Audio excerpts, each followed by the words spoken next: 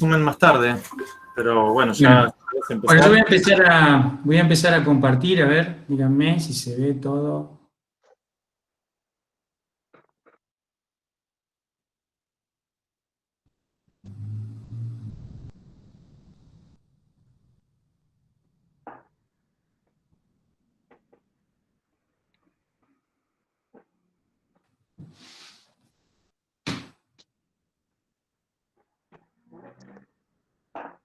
¿Se ve la pantalla?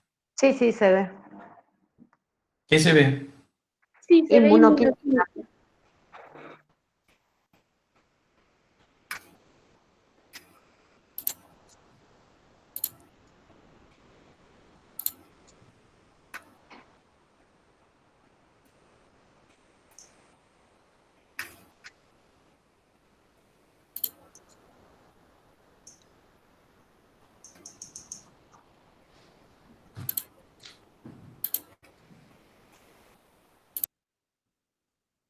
Bueno, hola a todos chicos, espero que hayan pasado un lindo día del estudiante y de la primavera, aunque no hayan podido salir, pero bueno.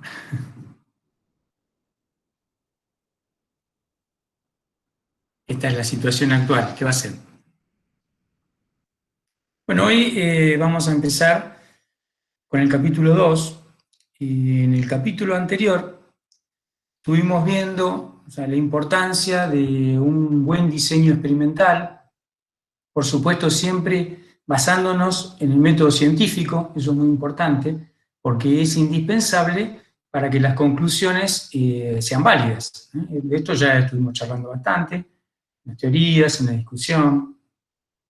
Además, estuvimos definiendo los estudios in vivo, in vitro, discutimos las ventajas, desventajas de cada uno, dimos ejemplos de cuándo aplicar uno, cuándo aplicar otro.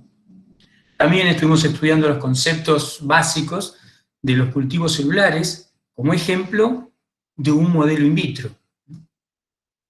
Y además de las clases teóricas y las discusiones que subimos, Federico le subió un video a YouTube con las técnicas de citoquímica.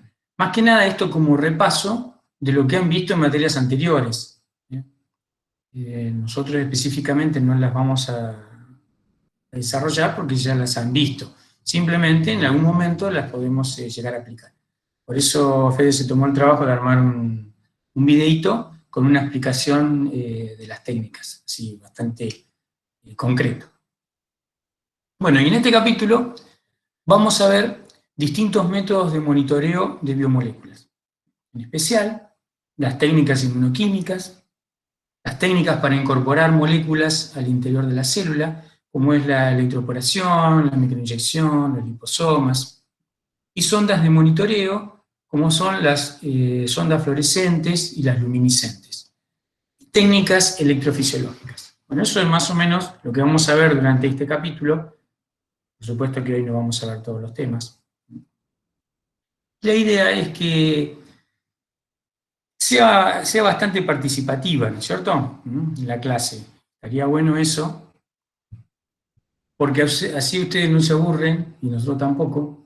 Y ahora, aprovechando que tenemos las clases teóricas subidas en videos, y que no tengo la presión de terminar con todos los temas, podemos charlar un poco más. Total, toda la parte teórica ya la tienen en los videos, la mayoría de los conceptos están ahí subidos. Si ustedes los escuchan y hay algo que no entienden, como hicieron con el primero, que me hicieron algunas consultas, y ahí, por suerte, detectaron algo que estaba mal. Yo quise decir indiferenciadas, o al revés, no me acuerdo ahora cómo era, y dije diferenciadas. Entonces alguien lo escuchó muy atentamente, lo felicito, y se dio cuenta que justamente esa palabra estaba mal, pero cambiaba el significado de lo que estaba diciendo. Está bueno eso, que lo escuchen con esa atención, ¿cierto? Bueno, entonces, ustedes sigan así, y en las clases estas, ya sea de teoría y discusión, vamos a charlar. La idea nuestra era ni siquiera al principio dividir clases teóricas en discusión de problemas. Inicialmente, se lo puede decir gente vieja como Bettina y Federico, que las clases eran, aprovecho ahora que deben tener los micrófonos cerrados, no me pueden retrucar, eran todas discusión. Ustedes estudiaban, bueno, los alumnos de ese momento, que ahora ya son personas grandes, estudiaban la teoría y después discutíamos sobre lo que no habían entendido. Bueno, si con esta modalidad podemos llegar a eso, estaría bárbaro. Después lo tuvimos que dejar porque al tener una cantidad grande de alumnos, como ahora tenemos 100, cuando empezamos teníamos 20, se podía trabajar de otra manera.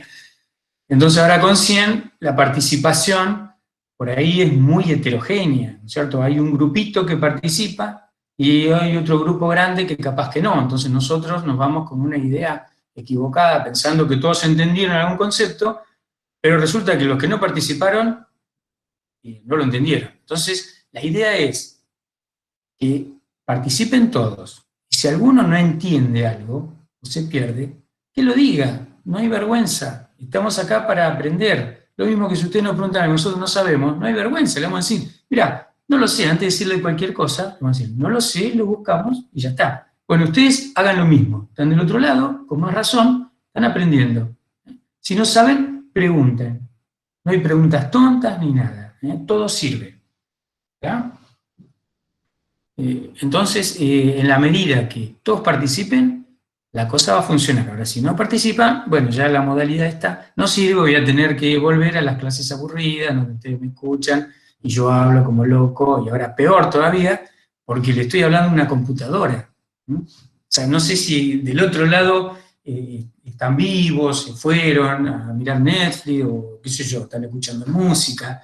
No es muy lindo, pero bueno, si ustedes me hablan, prefiero, porque esto sería como jugar un partido de fútbol sin gente, ¿cierto? Es lo más aburrido que hay. Bueno. Esta parte es un poco, siempre se complica un poco, porque tenemos que darles conceptos de inmunología para que entiendan los ensayos inmunoquímicos. Pero ¿cuál es el problema? Que ustedes todavía no vieron inmunología, no la tuvieron, la van a tener el cuatrimestre que viene. Entonces les tengo que dar algunos conceptos básicos, ¿no es cierto?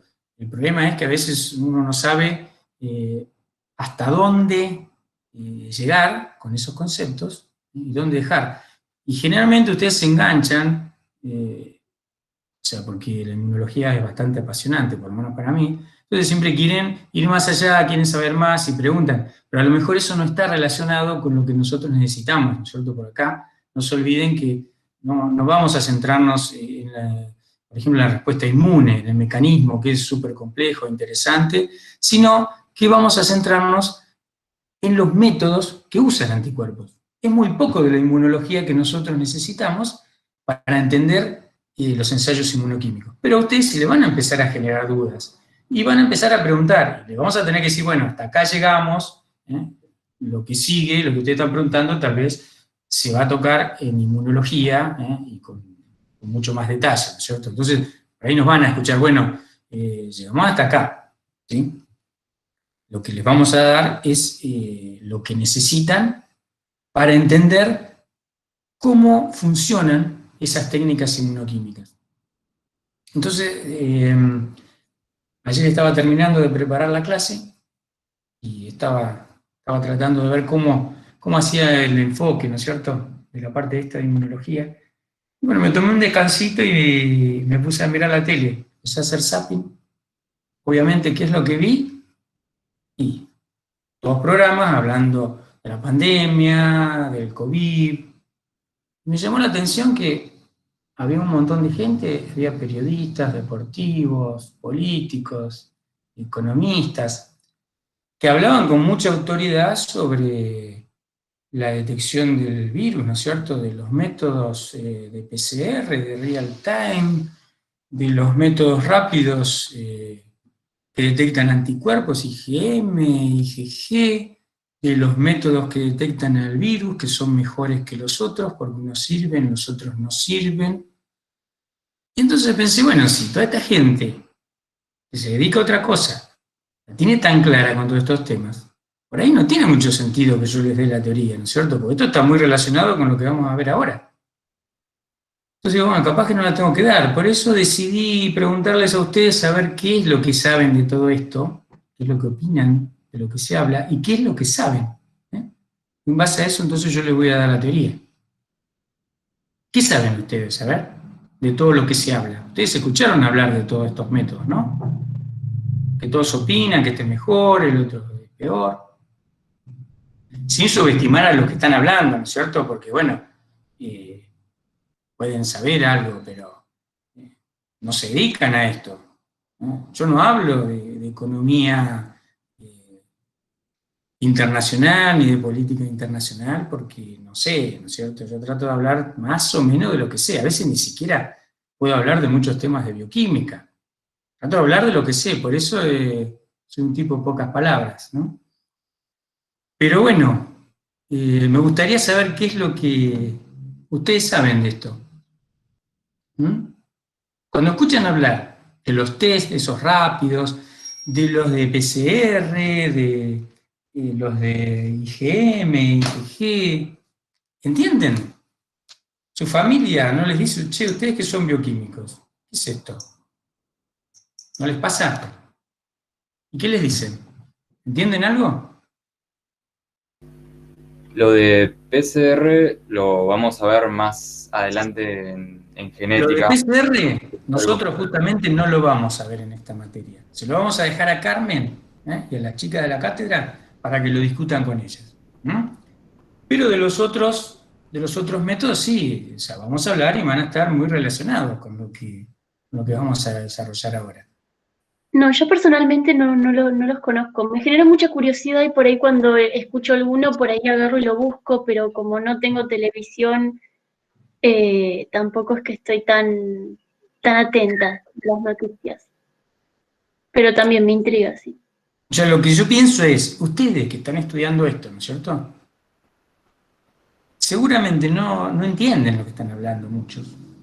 Dudo muchísimo más que entiendan los que los están explicando y con gran autoridad están opinando sobre una metodología u otra, por boca de los demás. O sea, escucho hablar muy poco médicos y menos todavía bioquímicos, que son los que hacen los análisis, porque ustedes saben que estos métodos lo tienen que hacer los bioquímicos, no lo puede hacer cualquier persona, no están todos autorizados.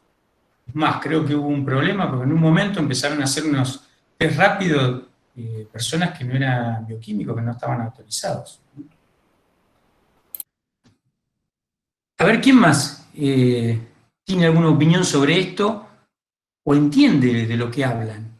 Hablan de antígenos, anticuerpos. ¿Y qué es un antígeno? Por ejemplo, vamos a lo básico, ¿no es cierto? ¿Qué es un antígeno? ¿Y qué es un anticuerpo?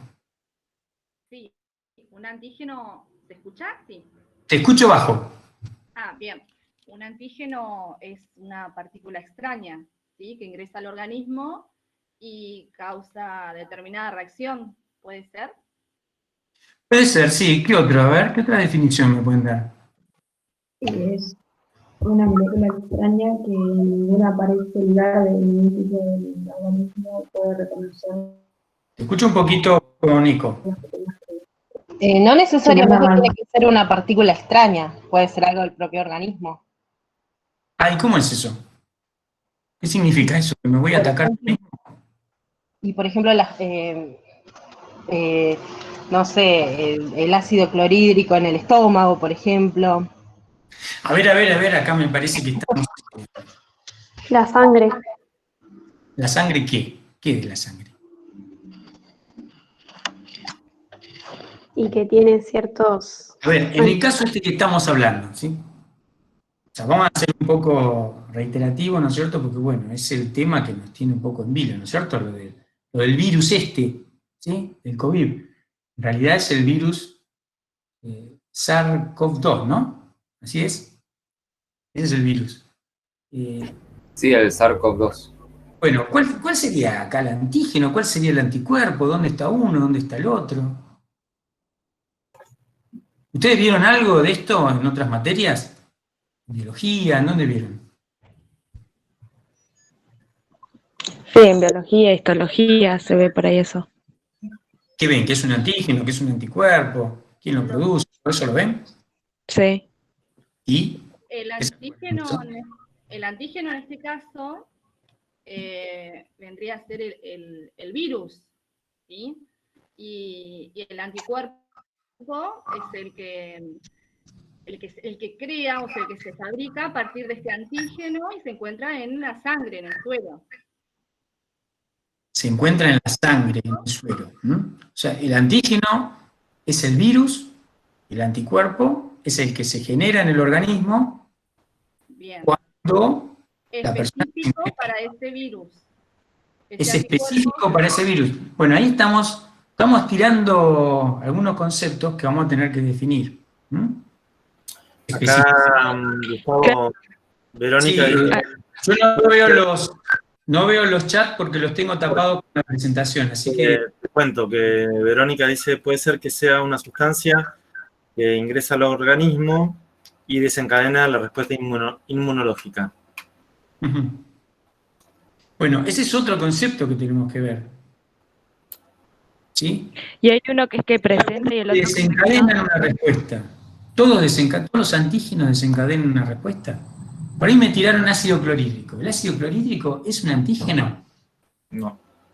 No. O sea, lo que tendríamos que definir, ¿qué tipo de moléculas pueden ser antígenos? ¿No es cierto? El tema es que el ácido clorhídrico es dependiendo de la zona del cuerpo. Por ejemplo, en el estómago es normal, pero en la sangre Pero nosotros generamos anticuerpos contra el ácido clorhídrico. no se genera. Porque entonces quiere decir que podemos ser inmunes al ácido clorhídrico si generaríamos anticuerpos. Y no es así. ¿No? Claro, sí. Entonces, acá lo que tenemos que pensar es, la primera pregunta que les tiene que surgir a ustedes, bueno, ¿qué moléculas pueden ser un antígeno? Bueno, ahora les pregunto yo a ustedes, ¿qué tipo de moléculas pueden ser antígenos? Proteínas. Una Sí, Proteínas ya vimos que no. ¿Sí? Proteínas. ¿Sí? ¿Qué más? ¿Solamente proteínas? ¿Algún receptor? ¿Alguna bacteria puede ser? ¿Alguna bacteria? ¿Algún receptor? ¿Y el receptor qué es? Una proteína también, ¿no? Profe, pero generalmente ¿Y la el bacteria está antígeno, constituida por qué? Porque si nosotros decimos bacteria, estamos diciendo algo general. profe, ¿me escucha? Cuerpo, nosotros cuando generamos anticuerpos, generamos un anticuerpo contra una bacteria y si ingresa otra bacteria, generamos otro anticuerpo contra la otra bacteria. ¿O hay algo un poco más complejo ahí en el medio? Ahí Florencia Rivero quería decir algo. Sí, diga. Profe, hola. Hola. No, lo que quería decirles es que generalmente los antígenos son proteínas que están unidos a algo más grande, a otro tipo de molécula. ¿No sería como eso? ¿Algo más grande como qué? Y por ejemplo, si consideramos, como estábamos diciendo, una bacteria, el antígeno sería una proteína de esa bacteria que sería como lo que va a usar, digamos, para unirse a otra cosa. O como para detectar dónde unirse.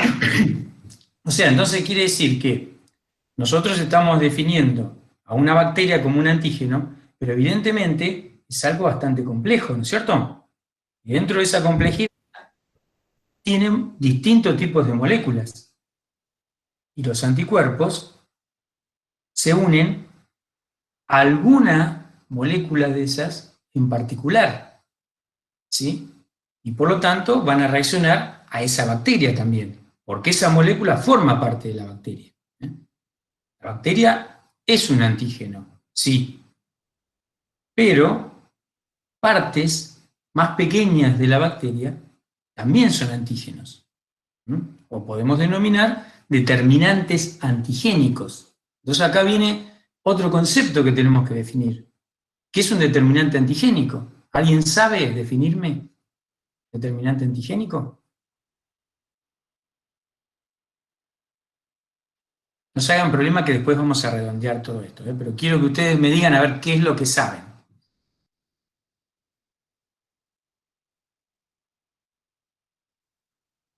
¿No? ¿Nadie sabe qué es un determinante antigénico?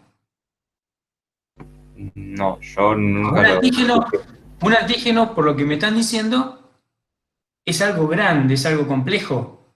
Me dijeron una bacteria, ¿sí? Un virus, como este que nos tiene el jaque, ¿no es cierto? Es una estructura más compleja. Sí, es un antígeno. Pero una parte más pequeña, tanto de la bacteria como del virus, también puede ser un antígeno. Por ejemplo, una proteína que esté en la membrana, ¿sí? Hoy me dijeron un receptor también, que en realidad también es una proteína que forma parte de la membrana, ¿sí? ¿Están preguntando algo?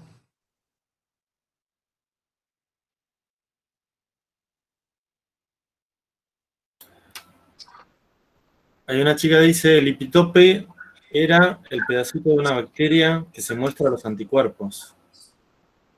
Bueno, el epitope, otro concepto. Hasta ahora vimos antígeno, vimos, pero todavía no terminamos de definir. Determinante antigénico, epitope. El epitope es lo mismo que un determinante antigénico, que es el sitio donde se va a unir el anticuerpo. Y el sitio de unión del anticuerpo a ese epitope, ¿cómo se llama?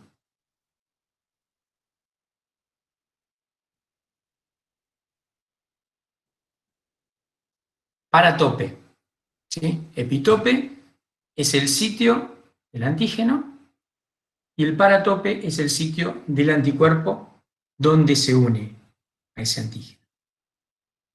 Pero aquí hay algo que no estamos entendiendo demasiado, porque estamos hablando de un antígeno que es una bacteria, después estamos hablando de un determinante antigénico que es donde se une específicamente un anticuerpo. Entonces, acá hay algo entre medio que todavía no terminamos de definir. Hablamos de proteínas. ¿Solamente las proteínas pueden ser antígenos? No, hidratos de carbono, lípidos, supongo que también. ¿Los demás qué dicen? ¿Pueden ser ese tipo de moléculas?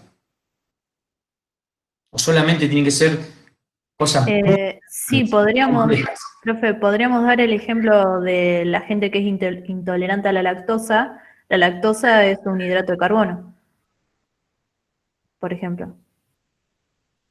Hay una reacción del parte del cuerpo. El tema también hay que ver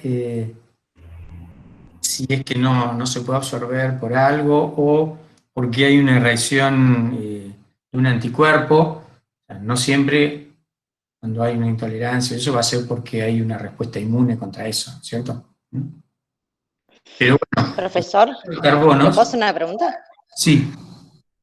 Por ejemplo, en el caso de una alergia, por ejemplo, yo soy alérgica al polen, ¿el polen sería considerado un antígeno?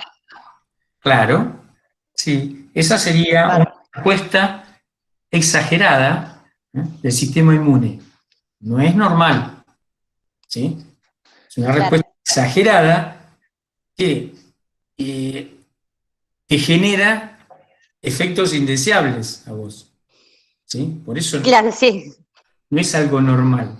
Una respuesta inmune normal, en teoría, nos protege, pero una alergia, al ser tan fuerte esa respuesta inmune contra ese antígeno, que en este caso es el polen, o puede ser a cualquiera, puede ser distintos antígenos. Vieron que eso siempre es muy difícil, uno va al alergista y a veces ¿qué hacen? Bueno, prueban inyectándole distintos antígenos a ver a cuál tiene esa respuesta alérgica, para encontrar a ver contra qué uno es alérgico. A veces es uno, otras veces son varios, y otras veces ni encuentran.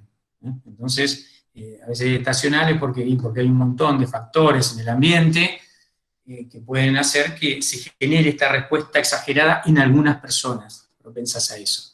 Pero ahí sí, en el caso este del polen, el polen sería un antígeno. Ahora, acá hay una cuestión también que tenemos que definir, es cuando una sustancia es un antígeno y cuándo es un inmunógeno. Es otro concepto que también debemos aclarar.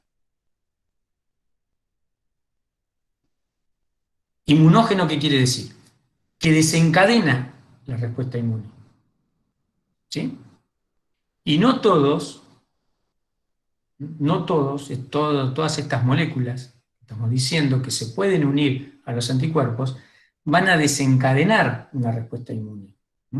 Hoy alguien me dijo que cuando le preguntábamos si las proteínas eran antígenos, me decían, no, tiene que estar unido a algo más grande para que desencadene una respuesta inmune.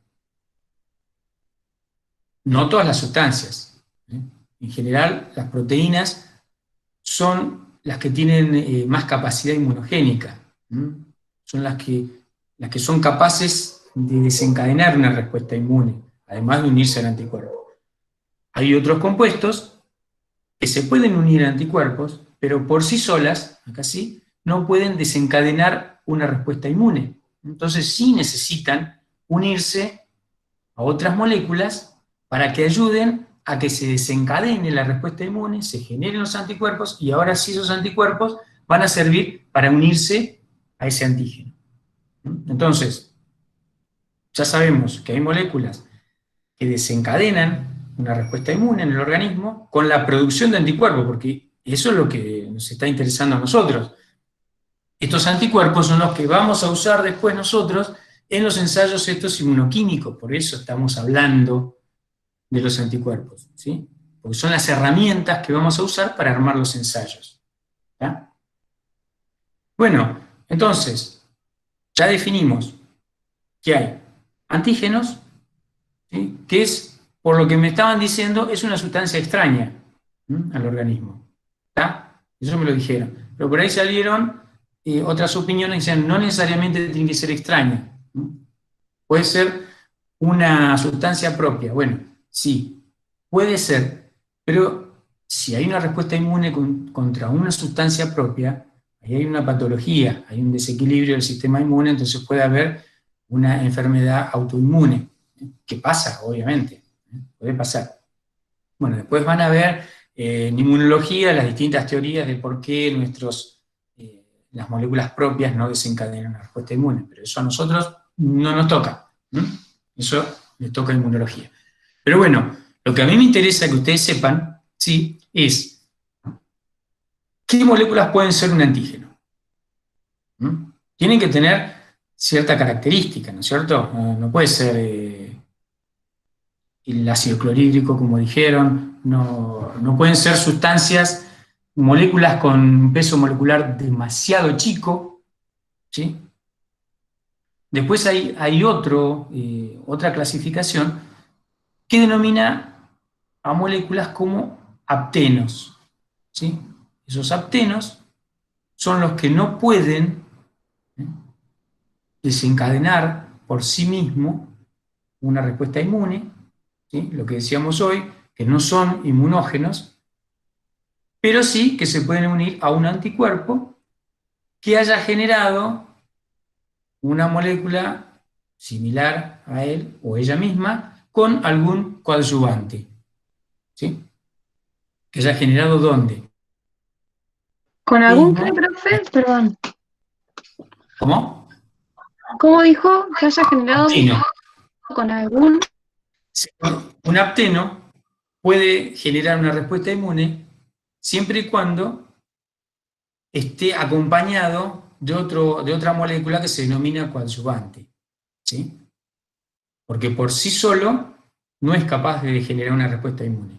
Pero sí, si después nosotros ese apteno lo usamos en un ensayo inmunoquímico, se puede unir a un anticuerpo. O sea, sería una parte, ¿sí?, una región de un antígeno, o de un inmunógeno que sí genera una respuesta inmune. ¿Sí? O sea, les voy definiendo estas cosas porque las van a ver, las van a encontrar, se van a leer, van a ver, bueno, va a hablar de apteno, entonces tienen que saber de qué estamos hablando, ¿no es cierto? Por eso me interesa que a ustedes les quede claro. ¿Y un anticuerpo qué estructura tiene? ¿Qué tipo de molécula es? Hasta acá el antígeno podía ser una proteína, me dijeron que podía ser un polisacárido, que podía ser un lípido, que podía ser un ácido nucleico. Obviamente que no todos tienen la misma capacidad de generar una respuesta inmune. Los más inmunógenos son las proteínas, ¿sí? Y si hablamos de moléculas más pequeñas todavía, es mucho más difícil obtener anticuerpos contra esas moléculas pequeñas, ¿sí? No se puede obtener anticuerpos contra cualquier tipo de moléculas.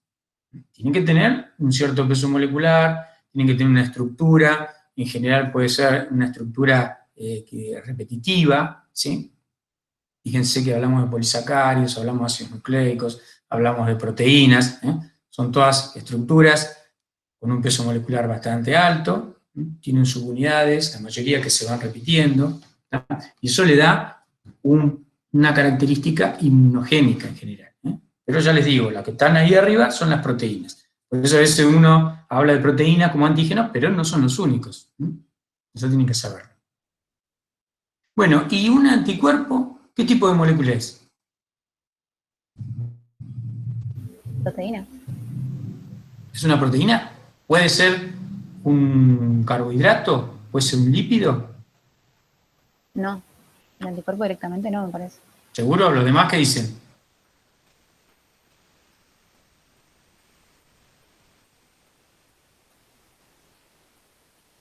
¿No hay opiniones?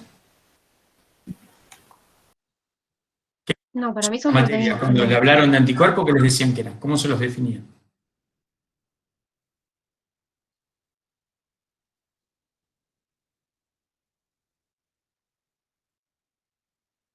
Ahí veo un pedacito del chat, pero no sé qué dice. Chicos. Dice, uno dice, son glucoproteínas, y otra alumna dice, es una proteína unida a un azúcar o hidratos de carbono. Bueno, así es, son glucoproteínas. Básicamente es una proteína que en una parte de su molécula tiene unidos hidratos de carbono. Ahora vamos a ver un esquema de cómo es la estructura de los anticuerpos. Pero estas sí son proteínas. Acá no hay alternativa como en un antígeno. Un antígeno podría ser un grupo determinado de moléculas. En cambio, los anticuerpos tienen una estructura definida. Sí o sí. Hay distintos tipos de anticuerpos, que ahora también vamos a ver, pero siempre con estructuras definidas. ¿Sí? Y son, como bien dijeron, glucoproteínas. ¿Tá? Todavía me quedó un poquito por definir el tema de antígeno y determinante antigénico. ¿Alguno de todo lo que estamos hablando le quedó claro?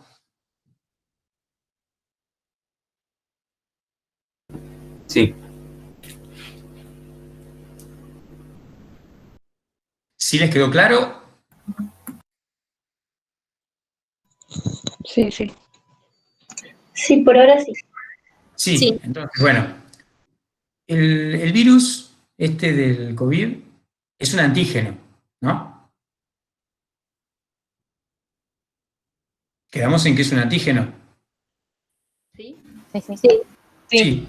Bueno, ustedes saben que este virus es pariente de otros virus, ¿sí? Los coronavirus, ¿sí? que pueden ser los que provocan la gripe común, también son coronavirus, quiere decir que son muy parecidos, son parientes.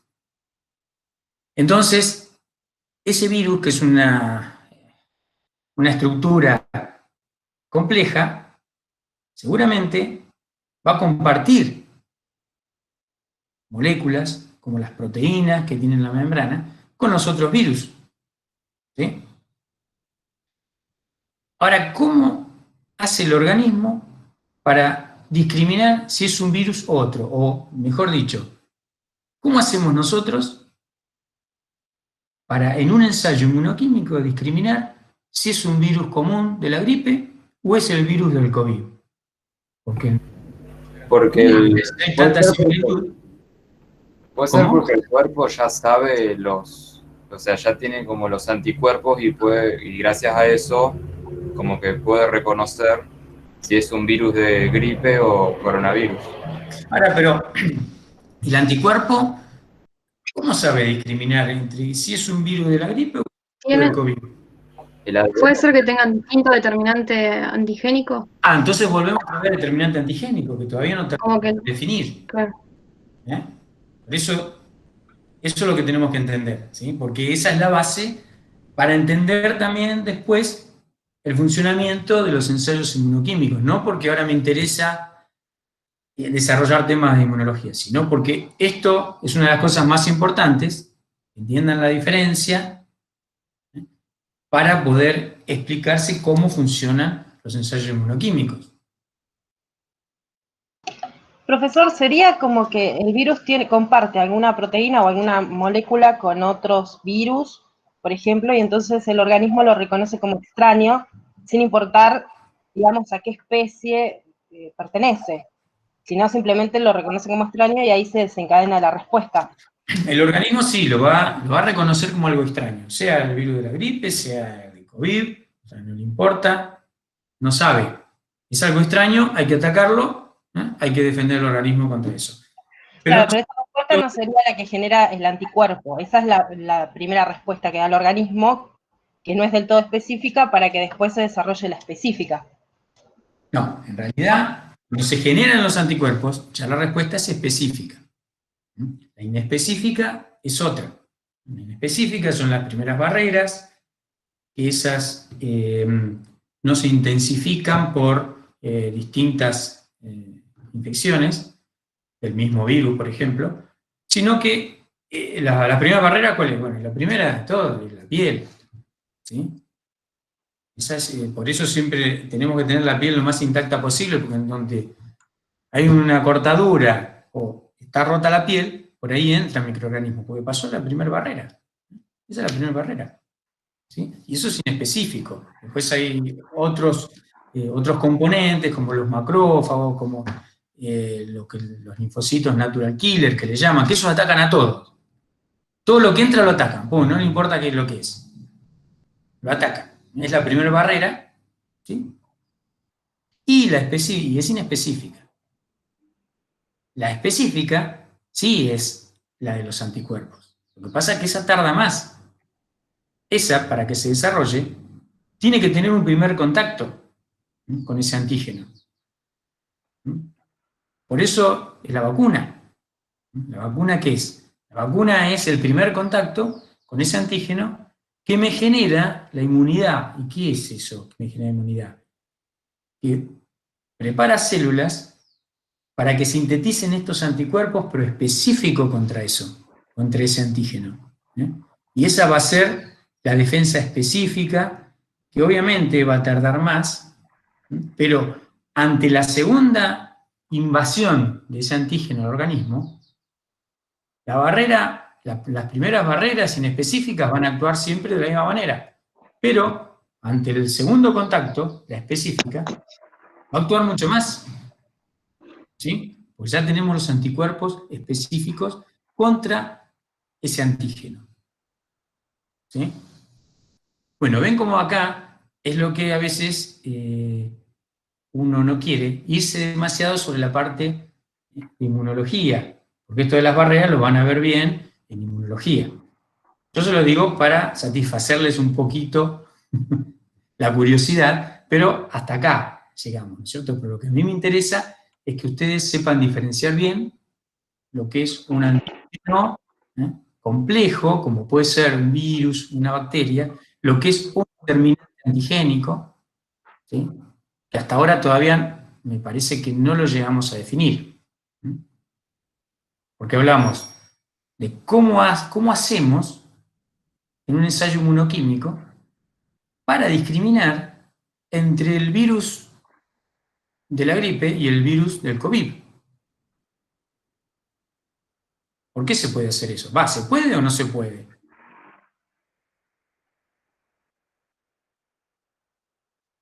¿Se puede discriminar entre uno y otro con estos métodos inmunoquímicos? No, creo que no. Y pero entonces estos métodos que usan para hacer la detección eran falsos reacciones cruzadas. Muchos de estos que dicen que están ¿Cómo?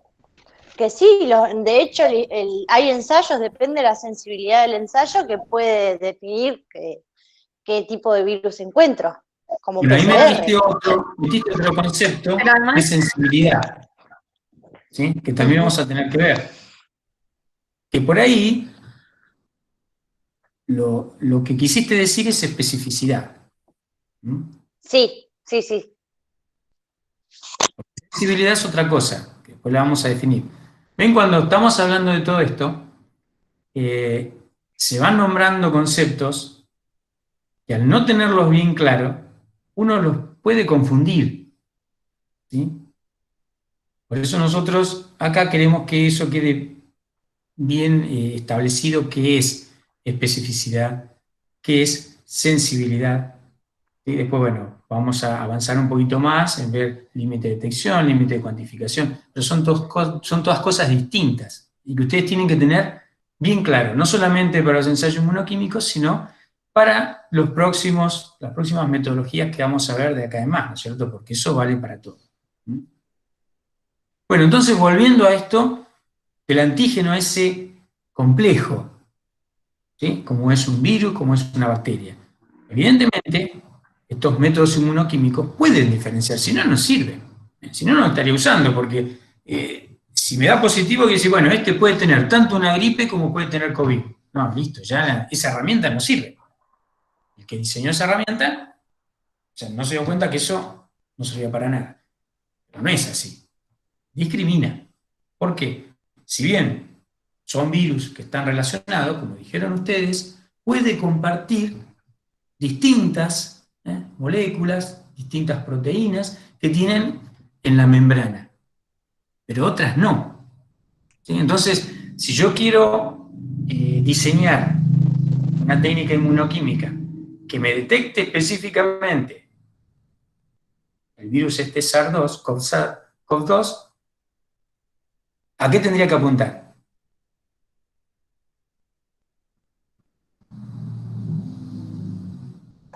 A las moléculas específicas del SARS-2. Claro, aquellas moléculas que no sean compartidas con los otros virus. Las distintas, las que solamente los vamos a encontrar en este virus y no en los otros. Va a haber muchas de esas moléculas, ¿sí?, que van a ser antígenos también, que van a estar en los dos tipos de virus. Bueno, a esas no tengo que orientarme, porque si no, sí voy a tener reacciones cruzadas. Cualquier método que haga me va a dar positivo cuando aparezca el virus de la gripe común o cuando aparezca el virus del COVID, ¿sí? Entonces me tengo que centralizar sobre aquellas que no sean compartidas con los otros virus.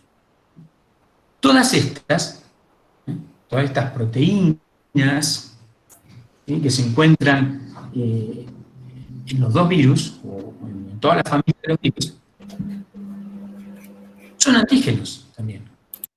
Estamos hablando de que el virus es un antígeno y además partes de ese virus también son antígenos. ¿Está? Por eso lo que nosotros podemos decir es que ese virus es un antígeno, o esa bacteria, y las partes específicas que están componiendo ese antígeno son los determinantes antigénicos hacia los cuales se van a unir los anticuerpos específicos. ¿Sí? Cuando entra el virus, va a generar anticuerpos contra los distintos determinantes antigénicos. Entonces, se va a generar lo que se denomina un suero policlonal, que ahí se la estoy complicando más todavía. Ese suero policlonal va a ser una mezcla de anticuerpos con distintas especificidades, ¿sí?, todas contra virus, pero va a ser una mezcla de anticuerpos. En cambio, si yo quiero discriminar entre el virus de la gripe y el del COVID, ese suero policlonal, donde están la mezcla de anticuerpos, en donde algunos reaccionan contra las proteínas compartidas entre uno y otro, no me va a servir, porque entonces ahí sí va a haber reacciones cruzadas. Y va a pasar lo que me decían de que, bueno, no puedo discriminar. Si uso un suero de esos policlonales, donde hay una mezcla de anticuerpos contra distintos determinantes antigénicos, de ese antígeno grande que es el virus, entonces eso no me va a servir. Pero si yo logro de alguna manera, que después vamos a ver cómo, obtener un anticuerpo, ¿sí?, solo, con una especificidad, sin que estén los otros anticuerpos, contra los otros determinantes antigénicos que son comunes de la familia del virus, ahí sí puedo armar un ensayo específico. Y eso es lo que llamamos especificidad, ¿sí?, que reaccione con un antígeno y no con otro, y no de reacciones cruzadas con otro. Entonces, los ensayos son más específicos cuando detectan un solo antígeno y no reaccionan con otros. ¿Cómo puede reaccionar con más un antígeno? Bueno, si nosotros tenemos un suero policlonal, en donde hay más de un anticuerpo con distintas especificidades, pueden reaccionar con uno y otro, y nosotros, si hay reacción, no sabemos con cuál está uniéndose. ¿Sí? Entonces, eso no es específico. A ver si quiero compartir, chicos, otra ventana, ¿tengo que dejar de compartir o lo puedo cambiar? Podés tocar otra ventana. ¿Y dónde las veo? ¿Vos las tenés abiertas a las ventanas? Sí. Bueno, entra en la ventana que querés compartir. ¿Ahí? No, pero fíjate porque por ahí vos elegiste hoy cuando empezaste a compartir, Claro. elegiste determinada ventana. Entonces tenés que volver a cerrar eso y volver a compartir la ¿Ahí ventana. ven algo? Haz una cosa, deja de compartir y volvé a tomar la opción de compartir y elegí la ventana que querés que veamos ahora. Es más fácil diseñar un ensayo inmunoquímico que esto, chicos, ¿eh? Depende de si sos alumno o sos el profesor. ¿Qué quiere decir con eso? Que para los chicos capaz que es más fácil mostrar una ventana que diseñar un kit hoy. Ah, pará, pero sí, me parece que yo comparto una ventana, no, tengo que ir a compartir una pestaña del Chrome. Porque si no, no me la deja ver. Está, yo también estoy aprendiendo. ¿Ahí ven algo? Sí, ahí se empezó a ver. ¿Qué ven? Nada. La pizarra. Una pizarra. La pizarra. Una pizarra blanca. Ven la pizarra blanca. Bueno, entonces, supónganse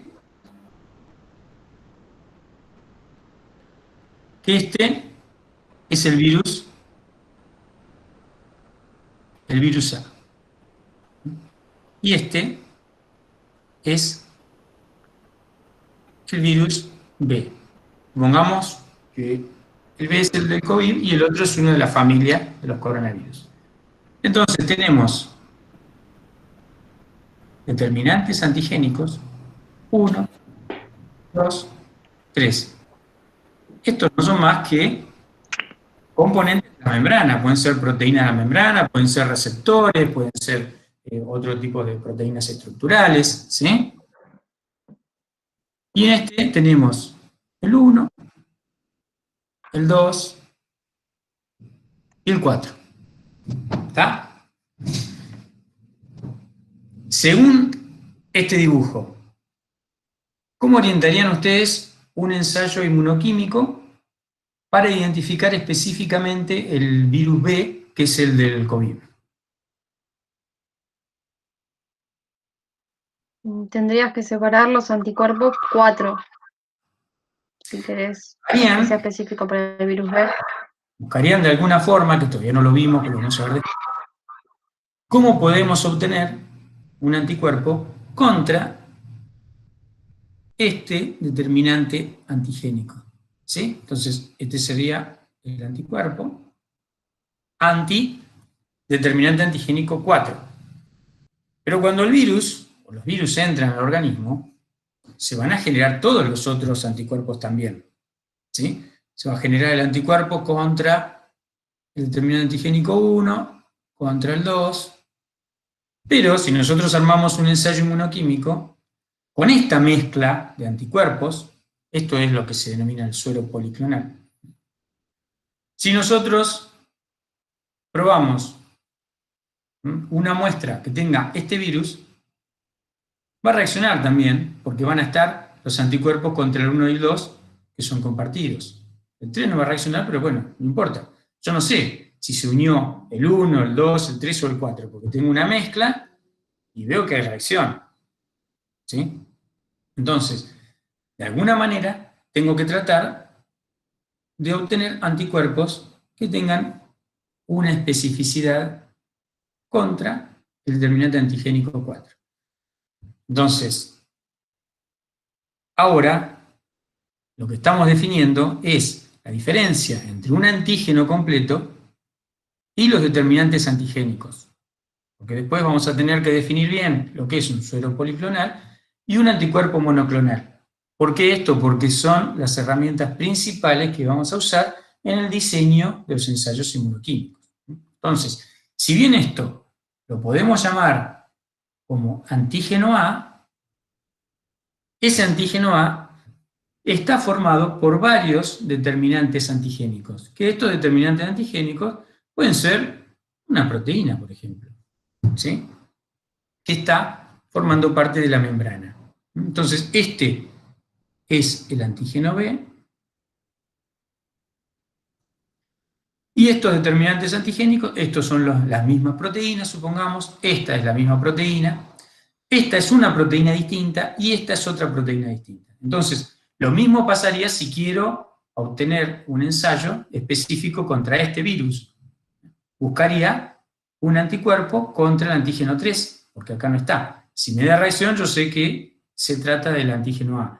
Si no me da reacción, puede ser que se trate del antígeno B, o puede ser que no haya nada. Por eso tengo que buscar alguno, tengo que buscar la detección. No puedo decir, bueno, descarto, si no hay uno, quiere decir que está el otro. No, tengo que encontrarlo, tiene que ser positiva de alguna manera. Bueno, esto más que nada para que ustedes entiendan la diferencia que hay entre un antígeno, que puede ser una bacteria, y un determinante antigénico, que es una región más acotada. ¿Sí? Incluso se la puedo complicar un poquito más y les puedo decir que esta proteína, que es un antígeno, también puede tener una región mucho más acotada, que es el determinante antigénico de esta proteína.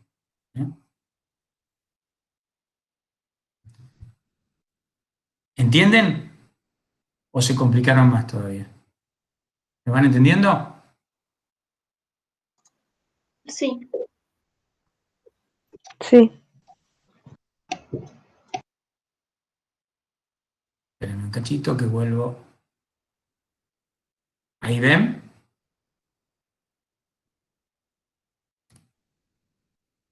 Sí, se ve. Sí. Sí.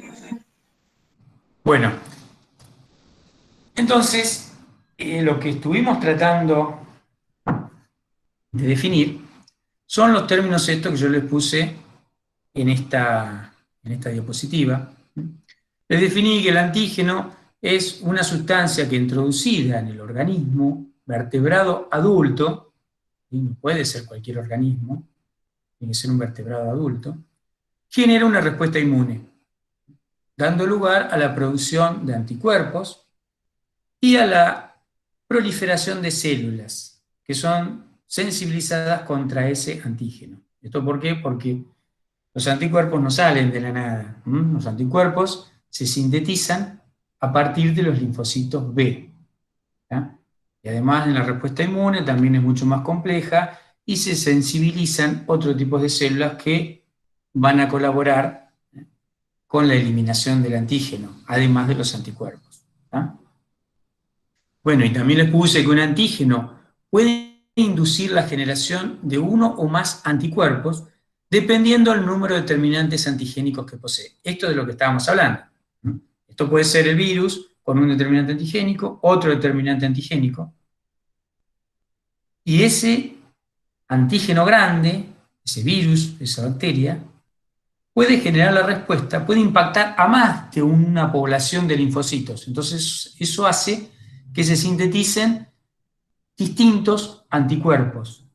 con distintas especificidades. ¿Tá? Eso es lo que vamos a tener que tratar de entender de acá en más. ¿Sí? Bueno, y que un determinante antigénico o epitope, que es sinónimo, es una zona restringida de ese antígeno, que es la parte donde se une el anticuerpo, que se denomina epitope, perdón. Y el paratope es la zona restringida del anticuerpo que se une a esa zona del antígeno. ¿Ah? Y que los anticuerpos son proteínas, ¿sí? Glucoproteínas, que están formando parte de la fracción gamma globulina del plasma. Hay distintos, esta es un esquema básico de un anticuerpo que tiene regiones FAB, que son las regiones donde se une al antígeno, al mismo antígeno, o sea, al mismo determinante antigénico, ¿sí? Este determinante antigénico se une a una región del anticuerpo y otro determinante antigénico en otro lugar, pero igual, otro rojito sería, se une a la otra zona del anticuerpo, que tiene la misma especificidad. ¿Sí? Estas zonas son muy variables, que es lo que le da la especificidad al anticuerpo. Y esta zona, que se denomina FC, es la zona más conservada. Según el tipo de anticuerpo que sea, puede ser una IgG, una IgE, una IgD, una IgM o una IgA, tienen una estructura que se va repitiendo, que es esta. La estructura básica es esta, de 4 cadenas. Tiene 2 cadenas pesadas y 2 cadenas livianas, que están unidas las cadenas por puentes disulfuro. Y acá están los famosos hidratos de carbono, ¿bien? Que están unidas a las cadenas pesadas. ¿Tá?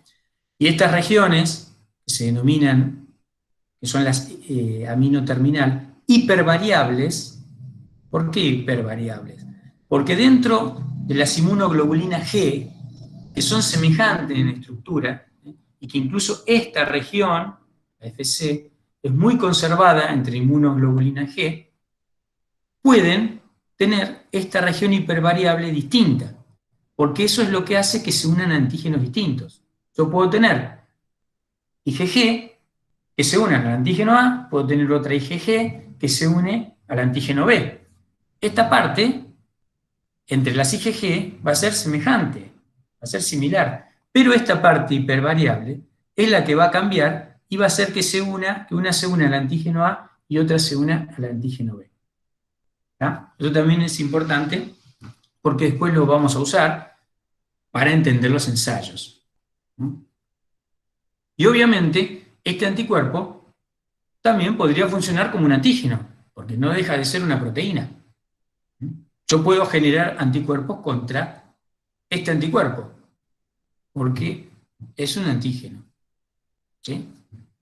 Obviamente que lo voy a tener que tener en un organismo distinto, ¿sí? Que no sea de la misma especie.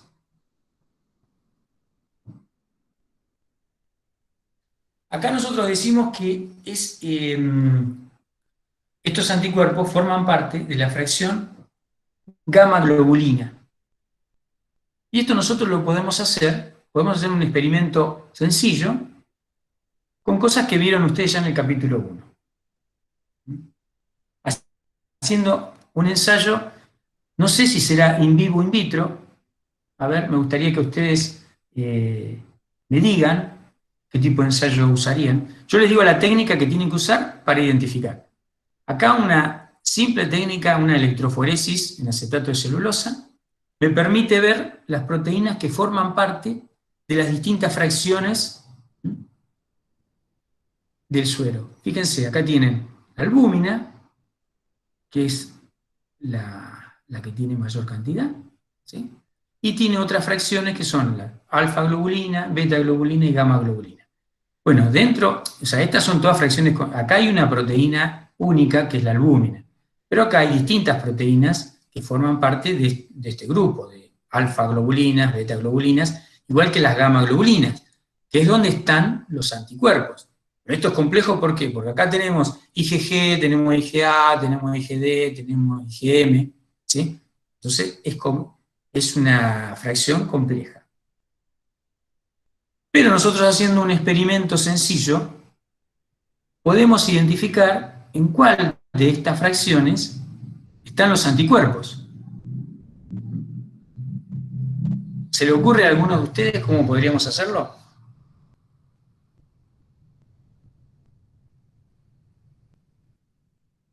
Usando un ensayo in vivo, in vitro.